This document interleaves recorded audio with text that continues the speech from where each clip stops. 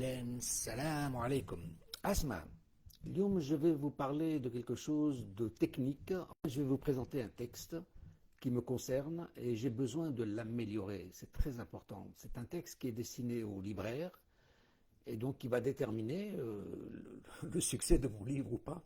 Alors c'est un énorme travail que j'ai fait. C'est un énorme travail. C'est un travail d'histoire où j'ai retracé l'histoire transversale de la Tunisie. Et vous savez que notre pays ne connaît pas son histoire. Et donc j'ai fait ce travail qui a été, c'est une œuvre, c'est pas un labeur.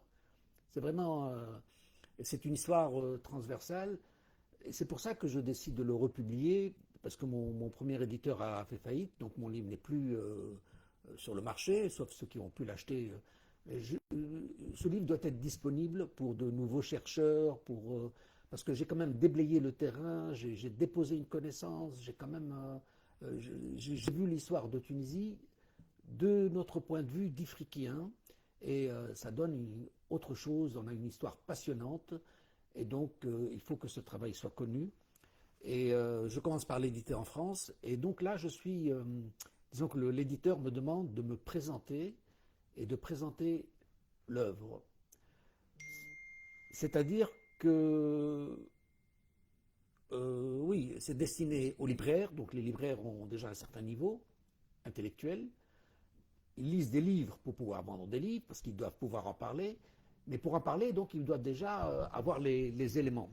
Donc j'ai écrit ce texte, je l'ai écrit en début janvier, je l'ai un peu repris, je l'ai régulièrement corrigé, et je l'ai proposé à la lecture de certains de mes amis. En fait, c'est une méthode d'échange, d'optimisation, d'amélioration, de voir qu'est-ce que les critiques, disons, pour améliorer le texte. Et entre parenthèses, c'est une méthode qui doit valoir dans toutes nos méthodes de travail. Alors, ce que je vais faire, c'est lire le texte avec le ton que je connais, puisque c'est moi qui l'ai rédigé. Donc, c'est une facilité. Et puis, si vous pouvez me redonner votre avis, parce que moi, ça me gêne quand des gens me disent on n'a pas compris. Bon, peut-être que le ton n'y était pas, peut-être que. Donc, moi, j'insiste beaucoup sur la simplification des idées, la structuration du texte. Ce sont que le texte soit lecturable, c'est-à-dire qu'il soit un peu poétique, qu'il soit agréable à lire. Donc, c'est un ensemble, ce sont des contraintes qui sont importantes pour moi. Et donc, on doit les retrouver dans ce texte. Bon, allez, Esma, je vais commencer à lire parce que sinon je perds beaucoup de temps à causer. Euh, alors, Kérim Mamer, ancien professeur d'enseignement supérieur, à l'âge de retraite, lui rappela l'intérêt de restituer l'histoire méconnue de l'Afrique du Nord. Il rétablit les faits historiques sur une longue période allant de la conquête vandale en l'an 430 à la révolution des Jasmins en 211 pour dresser un merveilleux récit de l'histoire. Les analyses sont vues sous le regard ifriquien dans leur contexte géographique, politique et linguistique. Elles dévoilent des contradictions et incohérences qui interpellent le récit officiel. L'auteur développe de nombreux thèmes. Pourquoi la chute et la chute finale de Carthage? L'édit kharijite étaient-ils des musulmans orthodoxes, fanatiques, ou des païens autochtones défendant leur territoire? Il n'est pas acquis que Uqba ibn Nafa, le bédouin yéménite, général militaire en conquête, fut le fondateur d'une cité de pierre à Kérouan. Koseïla n'était pas un rebelle berbère, mais un roitelet polythéiste dont la racine Qsaïla désigne Césarion. De même, les croisades eurent de fâcheuses conséquences alors que leurs mots tenaient un sens différent. L'auteur précise le sens des mots dans les idéologies de conquête. Carthage n'est autre que Qard Haddash. La croisade des Albigeois était avant tout. Non, les Albigeois concernaient les gens de Béjaïa, dernier musulman d'Europe. Celle de Saint-Louis était avant tout l'expédition de Louis IX, dictée par le contexte géopolitique des relations internationales de l'époque. Le Dey n'était pas un souverain des Ottomans, mais une résilience gréco-latine de Deus, Dei Deus, Dieu maître. L'auteur est issu d'une école française de Tunis. Il adapte les mots à leur connotation francophone pour écrire Omeyyade avec un seul Y. Shajarnour devient Sejournour, reine d'Égypte. La Moussali, une Pompadour du Bardo. Les Mourabitoun des Moravides. Les Mouahidines des Mohades. La francisation de l'expression vise une poésie de lecture et singularité des personnages. Ce n'est pas nouveau. Les Kahena, Averroès, Saladin, Barberousse, Soliman ou Dragut furent des adaptations à la faveur du récit historique. L'ouvrage apporte de nombreuses découvertes, mais il n'invente rien. Il réinterprète des opinions de fait dans leur contexte d'intérêt. Les informations de chaque page rapportent de nouvelles lectures, mieux objectives, qui interrogent et éveillent à de nouvelles études. L'auteur contribue encore à un sens de l'histoire qui produit autant d'émotions que de passions. La science est essentielle, tient ce double revers pour la guerre ou la paix, la conquête ou la tolérance. Le côté tranchant se justifie de méconnaissance, argument de restriction sur les appartenances, l'identité, la culture. Il se nourrit de nostalgie pour détourner les sentiments et légitimer les pouvoirs médiocres et les systèmes d'oppression. Le revers non tranchant de l'histoire trace la relativité des idées historiennes, des vérités historiennes, expose la diversité complexe des situations et apporte une connaissance qui ruine les truismes et les dogmatismes. Cette leçon d'histoire devrait nourrir l'éducation et la formation pour une espérance de paix des nations, ainsi que nous le dicte la désastreuse actualité. Alors, ce texte avait été écrit en janvier, il est toujours, il est quelque part, quand je parle du double tranchant, c'est lié à l'actualité, bien sûr, parce que certains instrumentalisent l'histoire, utilisent l'histoire dans des objectifs de conquête, des objectifs de domination, quasi d'extermination. Hein, voilà. Alors,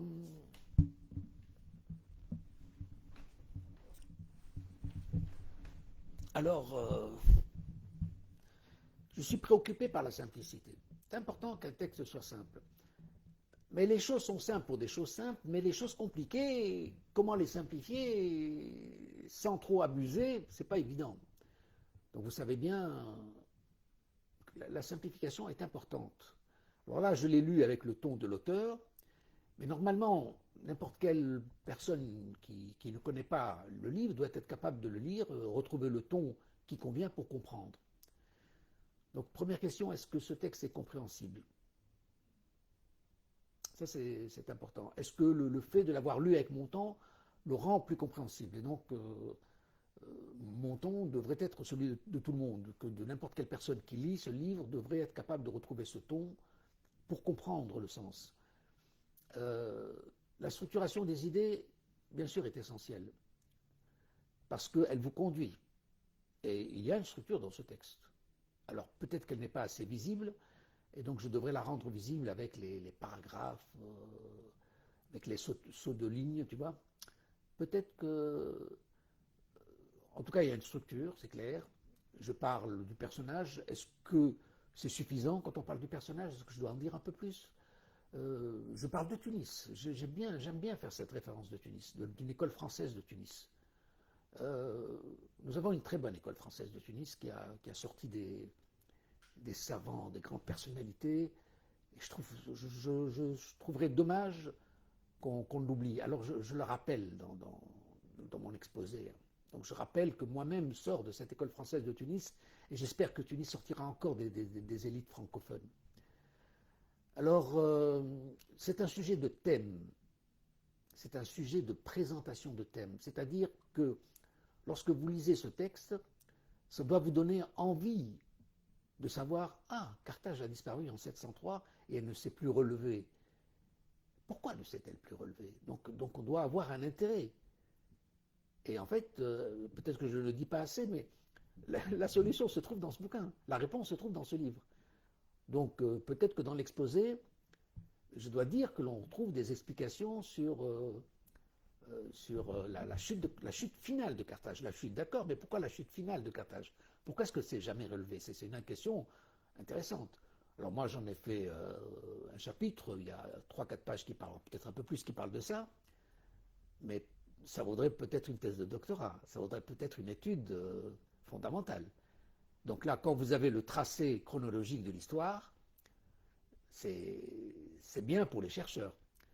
Autre chose, quand je parle des Kharégites, nous avons la prononciation Kharégite qui nous vient des Français. Les Français nous parlent des Kharégites comme des sectaires, comme des dogmatiques, comme la voie extrême de l'islam. Et donc nous, on répète ça. Alors qui étaient les Kharégites? Étaient-ils vraiment des dogmatiques fanatiques ou étaient-ils des païens?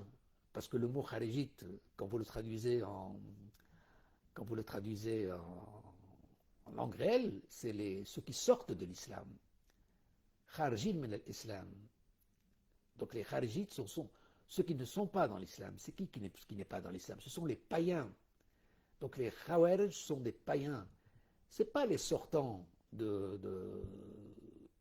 d'Ali ibn Nabou, je ne sais plus trop quoi, j'ai oublié son nom, le quatrième calife, non. Que lui avait justement parlé des Khawarij, comme quoi c'était les sortants, c'est-à-dire les traîtres, les lâcheurs. Au moment du combat, il le lâche. Donc il les a traités de Khawarij. Là, Khawarij en Afrique du Nord a un autre sens. Qui sont en dehors de l'islam. Ce sont les idolâtres. D'accord? Et donc, voilà. Autre chose, on a envie de savoir qui sont les Omeyyades. Sachant que les Omeyyades n'ont pas laissé l'histoire. Que l'histoire est rapportée par les Abbassides, qui étaient leurs principaux ennemis. 200 ans après la fin des Omeyyades. Donc il y a une reconstruction de l'histoire. Vous savez que déjà, quand on rapporte l'histoire à une dizaine d'années, ce n'est plus la même histoire. Lorsque les faits ne sont pas actuels, on a déjà faussé l'histoire. Alors là, vous imaginez bien, une histoire de l'islam est rapportée par les Abbassides qui étaient les ennemis des Omeyyades. Donc on ne sait rien des Omeyyades. Par contre, on trouve des traces des Omeyyades. On trouve des traces d'informations. Par exemple, une des sourates du Coran est liée aux Omeyyades, notamment la sourate de la tribu du tribut. Oui, sur le pillage, sur le droit du pillage. La légitimité du pillage. Oui, donc ça concerne les Omeyyades, c'est cité par le Coran. Donc on retrouve des éléments. Donc on peut reconstituer une histoire d'Afrique du Nord. Et donc, on revient toujours au double tranchant de l'histoire, c'est-à-dire qu'il y a l'histoire lisse, l'histoire officielle, l'histoire conflictuelle, et l'histoire qui montre la diversité des idées. Est-ce que vous vous rendez compte qu'aujourd'hui, pour une idée de l'histoire, des gens se disposent à aller à la mort pour eux et à la mort pour tous, au nom d'une instrumentalisation de l'histoire, au nom d'une croyance, au nom d'une conviction. C'est très grave. Et donc, moi, ce bouquin, c'est le contre-revers tranchant. C'est-à-dire que j'apporte une nouvelle histoire. Je n'invente rien, je l'ai dit, je réinterprète. Et cette réinterprétation, je la fais dans ma connaissance linguistique et dans ma culture générale. C'est-à-dire que quand je vois l'expédition de Louis IX, parce qu'elle est devenue croisade de Saint-Louis 20 ou 30 ans après, quand on a sanctifié le pape, quand on a sanctifié le roi. Mais dans l'actualité des faits, c'est un désastre. Alors il faut comprendre cette expédition de Louis IX dans le contexte de l'époque, de la lutte des Francs contre les Germains, contre les Aragonais, les conflits, leur volonté de déboucher en Méditerranée, la conquête de la Sicile, enfin bref, il y a beaucoup d'éléments qu'il faut considérer pour comprendre la croisade de Tunis, pour comprendre l'expédition de Tunis, quel était son intérêt.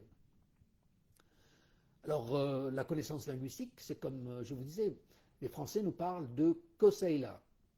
On traduit le Koseila, rebelle berbère. Je veux dire, il ne faut pas... Le gars, il est français, hein. Mais quand on connaît la linguistique, On sait que Qusayla, c'est Qusayla. Qusayla, ça vient du mot Qais. Qusayla, c'est petit Qais. Donc c'est petit roi. Donc c'est Césarion. Donc quand on vous parle de Qusayla, ce n'est pas un personnage. Enfin, c'est un personnage, mais un personnage, c'est plus un titre.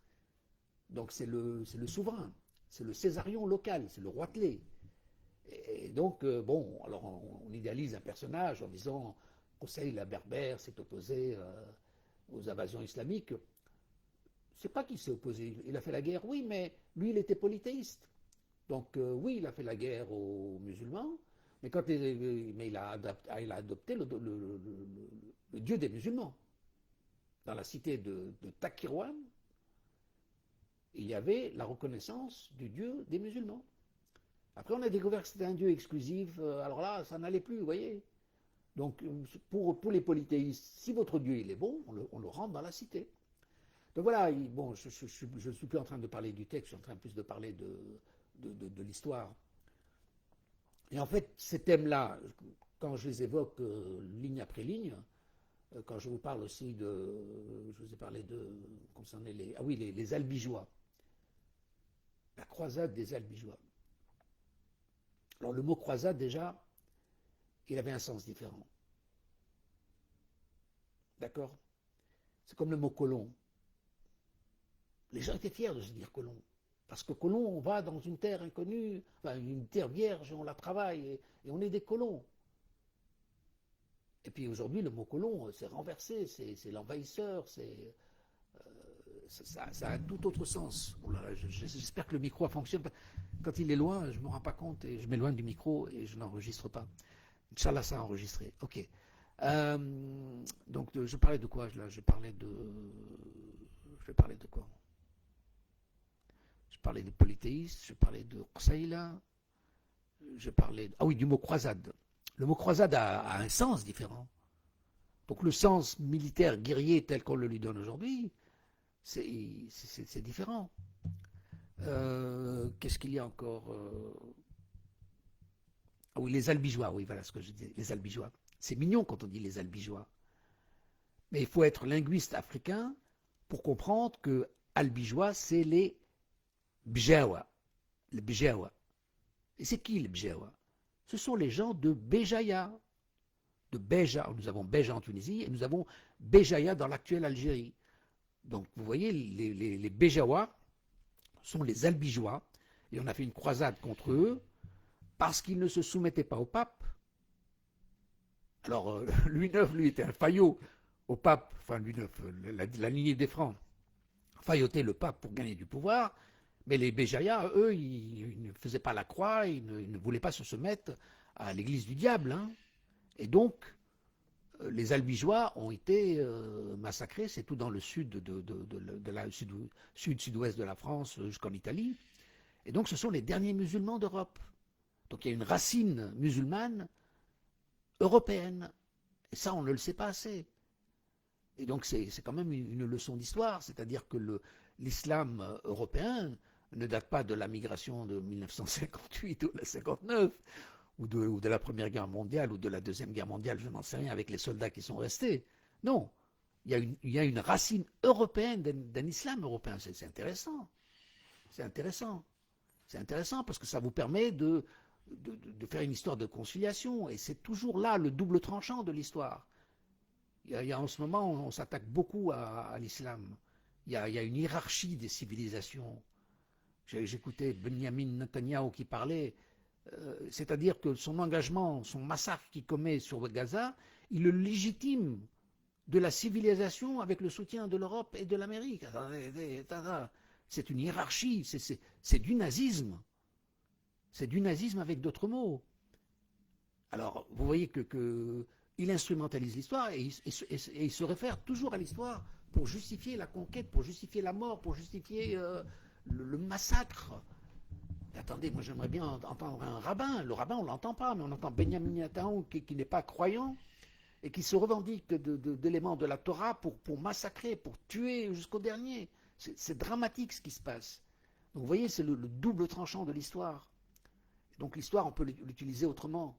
L'histoire est une science essentielle dans l'émotion, dans les valeurs. Mais attention, ce n'est pas lorsqu'elle conduit des idéologies mortifères. C'est dramatique. Voilà.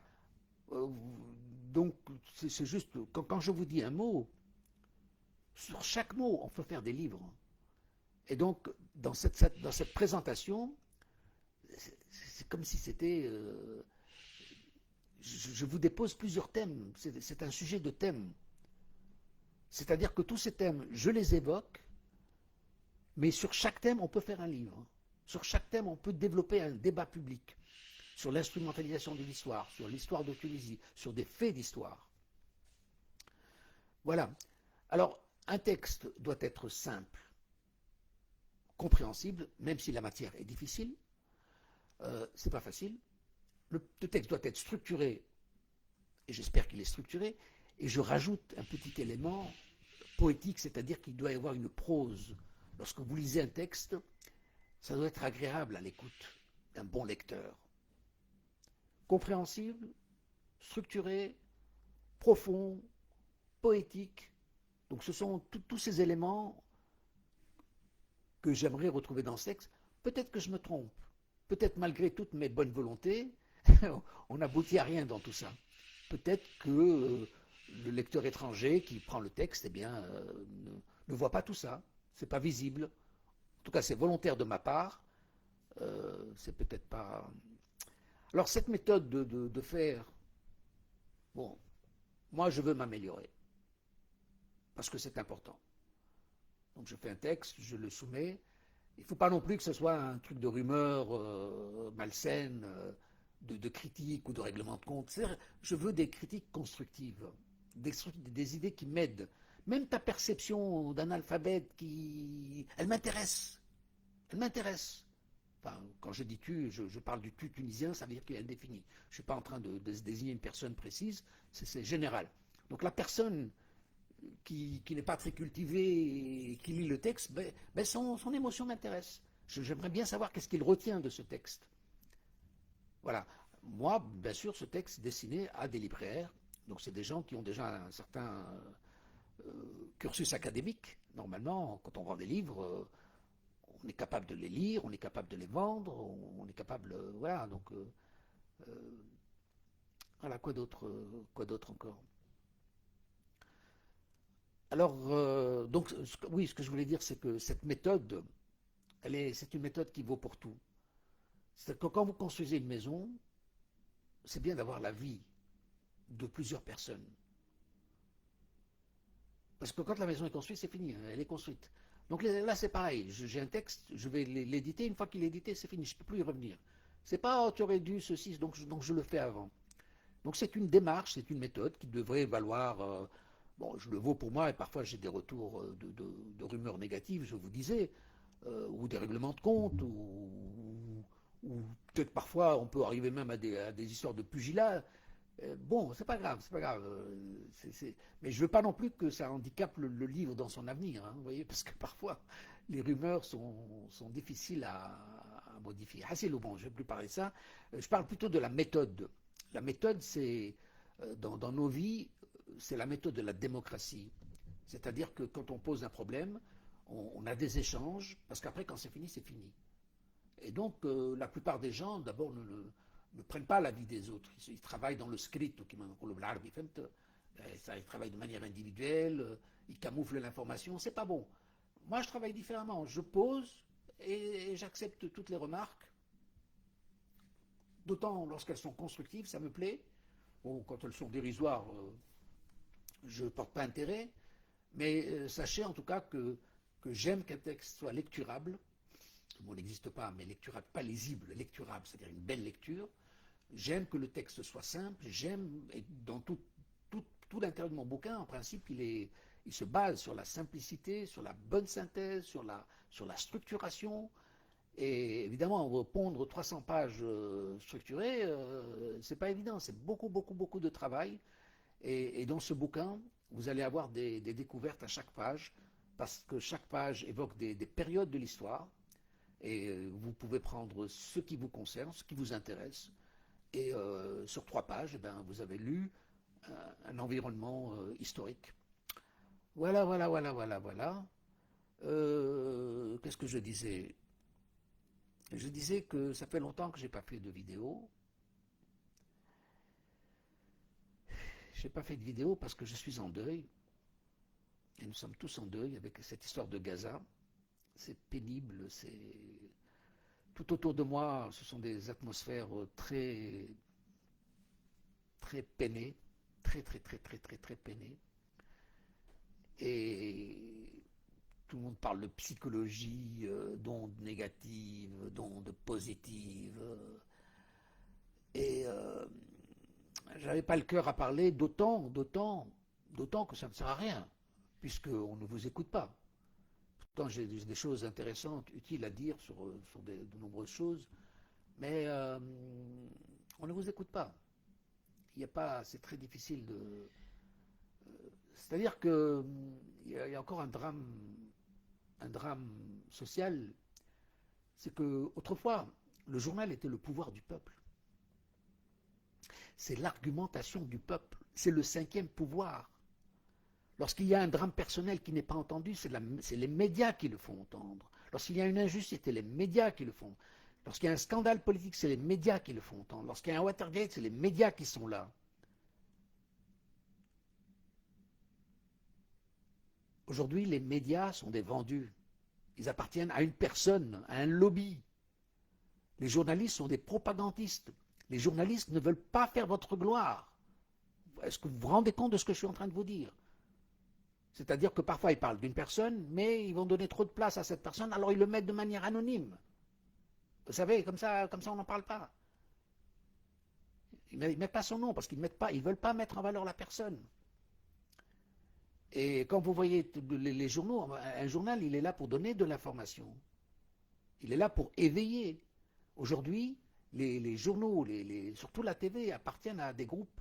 Il n'y a aucun organe de contrôle. Enfin, l'organe de contrôle ne fait pas son travail.